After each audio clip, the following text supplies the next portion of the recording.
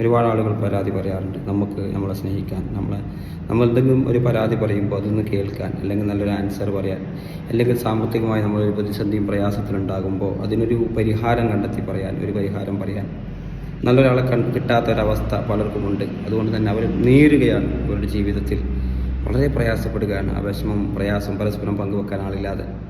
നമുക്കറിയാം, ഒരാളെ മാത്രം ആശ്രയിച്ച് ജീവിക്കുക, അല്ലെങ്കിൽ ഏതെങ്കിലും ഒരു സുഹൃത്തിനെ മാത്രം, അവനെ മാത്രം എല്ലാമായി കണ്ട്, അല്ലെങ്കിൽ ഒരു ഭാര്യയെ, അല്ലെങ്കിൽ ഒരു ഭർത്താവിനെ, അങ്ങനെ ഒരാളെ മാത്രം ആശ്രയിച്ച് പൂർണ്ണമായി കഴിയുന്നതിനേക്കാൾ നമുക്ക് ഒരുപാട് സുഹൃത്തുക്കൾ ഉണ്ടാക്കാം, നല്ല നല്ല ബന്ധങ്ങൾ ഉണ്ടാക്കാം. കുടുംബ ബന്ധത്തിൽ തന്നെ ഒരുപാട് പ്രായമുള്ളവരും പ്രായം കുറഞ്ഞവരുമായ ഒരുപാട് ആളുകളുണ്ട്. അവരുമായി ഇടപെട്ട് നല്ല ബന്ധങ്ങൾ നമുക്കുണ്ടാക്കാം. പിന്നെ നമ്മളെപ്പറ്റി ആളുകൾ നല്ലത് പറഞ്ഞത് നമുക്ക് എഴുതിയെടുക്കാം, എന്നിട്ട് അതിടക്ക് വായിക്കാം.